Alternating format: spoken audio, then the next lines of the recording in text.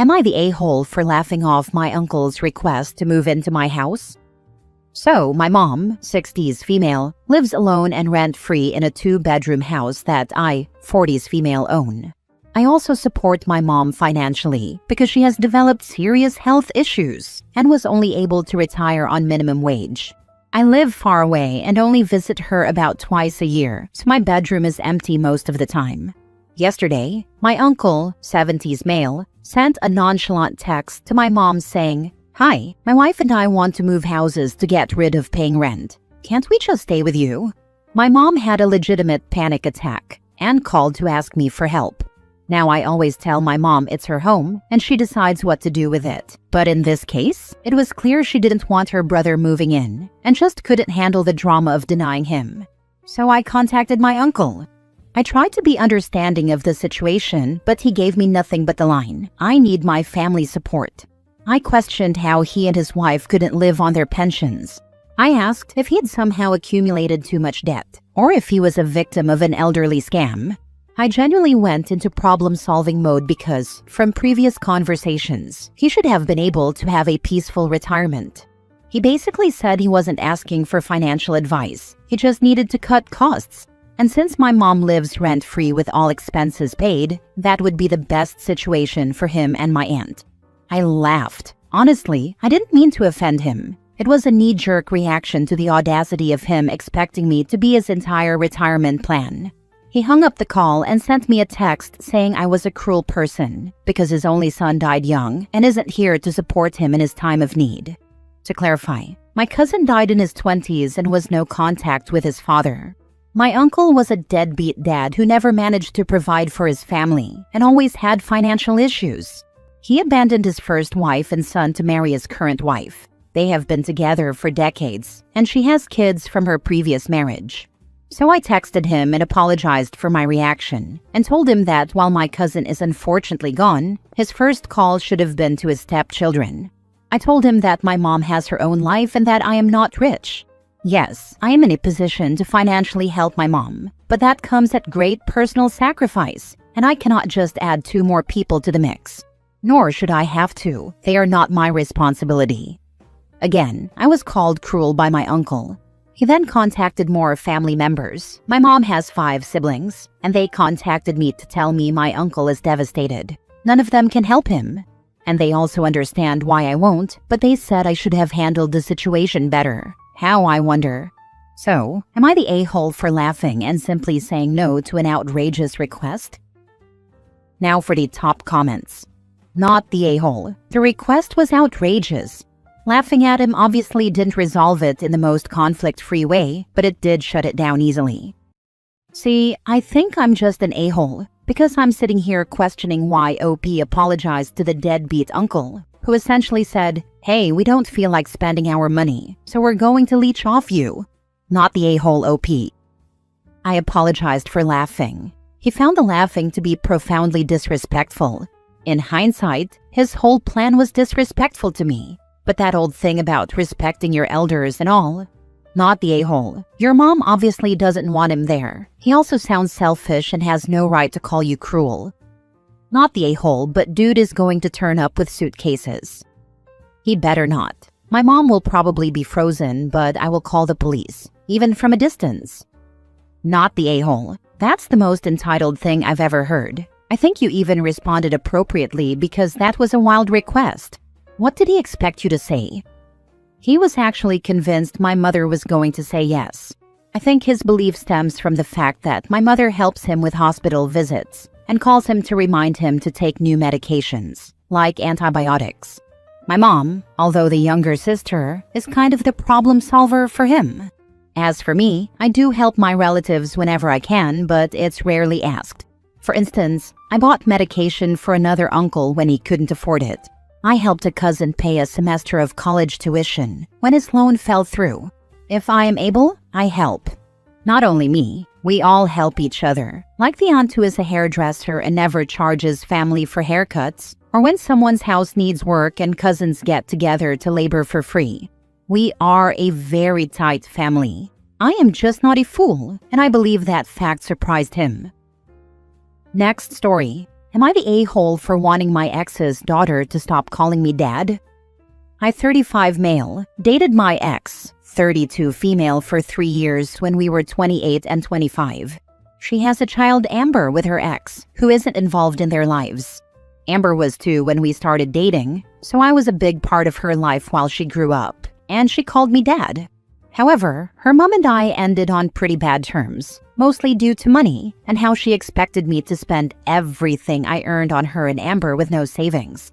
Things were not equal in terms of rent and bills either. She also did not want any more children or marriage, which is something I've always wanted. I'm currently engaged to an amazing woman, and she and her family aren't comfortable with Amber calling me dad, as kids and parents at the same school keep misunderstanding and thinking I'm actually her father. To be fair, I don't consider myself her dad. I've just gotten used to her calling me that. I work at her school, which is the only time I see her, and I never see her outside of school or do anything father-daughter related. My fiancé's family members are more weirded out than uncomfortable, which is fully my fault. In the years they've known me, I've never mentioned having a daughter or any child in my life. They accidentally met Amber when we were all at a restaurant, and she shouted "Dad" at me, which meant I then had to awkwardly explain the situation to my in-laws. Now here is where I might be the a-hole. I spoke to my ex when I saw her picking Amber up and asked her to speak to her daughter about not calling me dad. She was very upset by this, but said she would talk to Amber. This was 3 months ago, and yet there's been no change. She still calls me dad. So I sat Amber down on a park bench after school, explained the situation, and asked her to stop calling me dad. She burst into uncontrollable tears, and my ex, who came to pick her up, shouted at me and berated me, saying I should just let Amber call me dad, since that's all she's ever known. Am I the a-hole? Edit for details on my relationship with my ex. My ex was toxic, and the relationship was very bad for my mental health, including a suicide attempt, so I don't want to have anything to do with her now. It took me a very long time to climb out of that mental pit. You and your ex are both a-holes for letting her call you dad in the first place, when you weren't married and you didn't love her like she was your own child. My daughter's father pretty much abandoned her at birth. When I dated, I never introduced her to anyone I wasn't serious about. And for the few men I did introduce her to, I never encouraged or allowed her to call them dad. It was bad enough that she grew up wondering why her bio dad didn't want to be in her life. I didn't want to add to the trauma by letting her form a bond with someone I wasn't ready to spend my entire life with, and who didn't love her or treat her like his own daughter. If you loved her like she was your daughter, you would still be in her life and wouldn't mind her calling you dad. Obviously, you didn't really see her as your daughter, so you never should have let her call you that. Imagine sitting a 5-year-old down and telling her to stop calling you dad. Brutal. Everyone sucks here. This is a tough situation. You aren't her dad, and you don't see her outside of school. It's probably better for her long-term not to call you that. But to her, you were her dad. She still sees you every day, and you had been letting her call you dad. You were her dad for almost as long as you weren't. You are all she knows. I can understand your fiancé being uncomfortable, but honestly, screw the other family members. It doesn't affect them in the slightest. A simple "oh, he dated the girl's mother" should be enough. It almost reads like they're embarrassed. Your future son-in-law has a kid? Oh my, let me clutch my pearls. My wording probably wasn't the best. My fiancé's family are more weirded out. They accidentally met Amber at a restaurant, and she shouted "dad" at me, which led to an awkward explanation to my in-laws. Ah, that makes sense. I can imagine the, why is this girl calling you dad conversation. Still, asking you to tell her to stop seems a little extreme. That feels more like something between you and your ex. It wasn't their specific request. My fiancé and I talked about it and came to the conclusion that it was best for everyone. To be honest, I might have been the one to suggest it, but it was a long emotional conversation about my darkest times in the past, so I can't be certain. Next story. Am I the a-hole for not agreeing to pick up my niece at 3 a.m.? No questions asked? This happened a little over a week ago, and I'm still catching flack for it, so I thought I'd seek judgment. My sister had her friend over, and they were in the lounge with my sister's kid, who is 13. I'm not sure of the exact conversation before I went in, but I heard the friend Julie tell my niece Sam that if she ever needed to be picked up from somewhere, it didn't matter where, when, or why, she'd be there. That Sam could call her at 3 a.m. from the boonies, local lingo for an abandoned factory complex where interesting stuff happens about 40 minutes out of town, and she'd show up in her pajamas with McDonald's, no questions asked. Sam thought this was amazing and was gushing praise at Julie, who said it was nothing and that anyone would do the same. They then seemed to notice I was there, and Julie asked me if I would do the same. I said no, and that seemed to stop everyone in their tracks. So I clarified that, yes, I would pick her up, but there would certainly be questions, and it would be crazy not to have questions. Sam said I wasn't allowed to ask questions, and that it was none of my business. Julie was glaring at me for some reason and muttering something under her breath to my sister that I couldn't hear. I explained my reasoning. The boonies are over half an hour away, and there is no public transport to get there. If Sam was at the boonies at 3 a.m. and discounting the fact that she shouldn't be there, she wouldn't have gone alone. So there's another child to consider. She doesn't have any friends old enough to drive yet, so someone would have had to take them there. So I would need to first know that she was safe and unharmed, and at a minimum who she went with, how she got there, and where her friend was. If her friend went back with whoever brought them, then sure, I'd just take Sam home. But if her friend was still there, you can bet your butt we'd be staying until her friend was in the back seat and on her way home too. Sam got really huffy and said it was still none of my business, especially who she would have gone there with, and Julie made a comment about how it's not that deep. I said that it is that deep, and I know how Sam works. If I agreed to a no questions asked approach, then picked her up and asked questions later, she'd fly off the rails and accuse me of backstabbing her, which she's done before in other situations. Julie started going on about how I was implying she was irresponsible, that she was just trying to have Sam's back, but I was being a buzzkill and a nag, and that they never should have included me in the conversation. I could have said more because I really think Julie was in the wrong.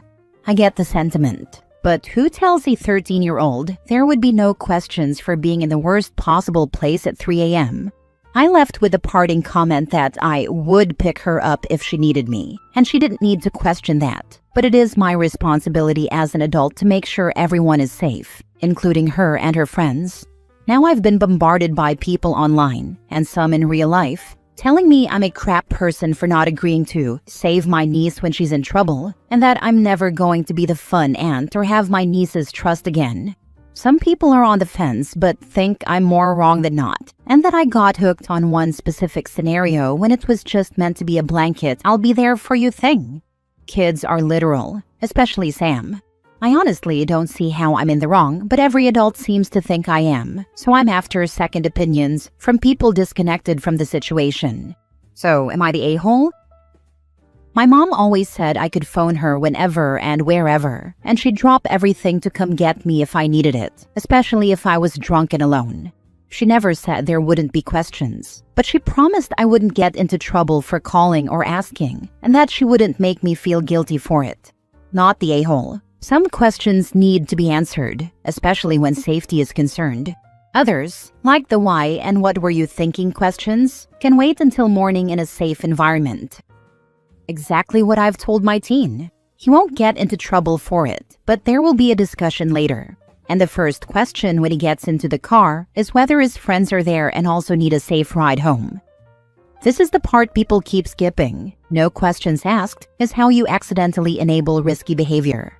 A better promise is, call me anytime, I'll come get you, you're safe, and we'll talk later. And yeah, if there's a friend involved, I'm not driving off while another kid is still out there. The mother is trying too hard to be cool. The there at 3 a.m. with McDonald's gave it away. I bet that kid doesn't get much discipline in general. That was Julie, the friend, who made the McDonald's comment. There used to be deserved discipline and gentle nudges toward better habits when Sam was younger, but now my sister is, letting her be her own person and discover what it means to be a functioning human. So she's kind of doing her own thing. I won't say I agree with it or really understand it, but she's not my kid, so I leave it be. Last story. Am I the a-hole for making my wife ride in the back seat because she couldn't stop distracting me? This happened over the holidays, and my wife is still upset with me about it. Our family went to visit my in-laws for New Year's. It's about a 3 to 4 hour drive, mostly highway, but it takes us through 2 metro areas with pretty significant traffic. My wife, 37 female, gets nervous about driving in traffic, so I always drive when we visit her family. She also tends to get car sick on longer drives and needs to sit in the front seat to help ease it. She has tried taking Dramamine in the past, but she's had an allergic reaction to it, so she doesn't take it anymore. I love my wife with all my heart, but she is not good at sitting shotgun. She makes huge reactions to any change in traffic, grabbing the handle, putting her hand on the dash, gasping, telling me to watch out, etc. It's not like I'm an aggressive or risky driver. I've never gotten a speeding ticket or been in an accident. But if there's a car half a mile ahead of us that puts on their brakes, she freaks out and acts like we're all about to die. It's incredibly distracting. I've talked to her multiple times about how her reactions actually make it more difficult for me to concentrate on driving, but she says she can't control herself because she's nervous in traffic. On the way to her family's place, she sat up front with me, and traffic was pretty bad. Lots of slowdowns due to weather conditions and, in general, just slow going. But I've been driving in cold weather my whole life and know how to control my speed and give lots of extra space to surrounding cars. I understand that you can't control anyone else on the road and that accidents happen, but I do everything in my control to keep my car and the people inside safe. The entire drive my wife was on edge, making all the reactions I mentioned. It's very distracting to have someone next to you doing that while you're driving. I mentioned this to my wife numerous times during the drive, and she always deflected blame onto me for the way I was driving. When we were getting ready to head home, I told my wife she needed to sit in the back, and our 14-year-old son would sit up front with me. I told her it was either that, or she could drive us home. She got upset with me and started giving excuses about her car sickness. I told her to take some NyQuil or something else to help her sleep, but she refused and told me I was being a jerk. I told her she could drive instead, and she refused that too. Eventually, she reluctantly got in the back seat with our 11-year-old daughter. The ride home was much easier traffic-wise, and my wife sat pretty much silent in the back seat the entire time, pouting. When we got home, she told me that she felt ill the entire drive, but didn't say anything because she didn't want to make a big deal out of anything. She told me I humiliated her by making her sit in the back and that I should be more considerate of her feelings. Your feelings matter, but you proved on the way home that you can control your actions, which is what I'm asking you to do. My request is not about feelings, but actions that make us unsafe. Unpopular opinion, you're the a-hole for treating her like a child in front of your children, not for asking her to sit in the back. It sounds like she wasn't given a chance to control her reactions first. Your reactions make it really hard for me to drive safely. If you're not able to control your reactions, it would help me a lot if you sit in the back. Then give her a chance to control herself, knowing ahead of time that you'll pull over so she can sit in the back if she doesn't. It sounds like this is something you've been dealing with for 15+ years. What was different this time? Kind of a last straw thing. I've tried talking to her multiple times and that's gotten nowhere. Like you said, 15+ years of this is plenty of chances for her to control herself. Not the a-hole. She just proved that she can control herself. It's a Christmas miracle.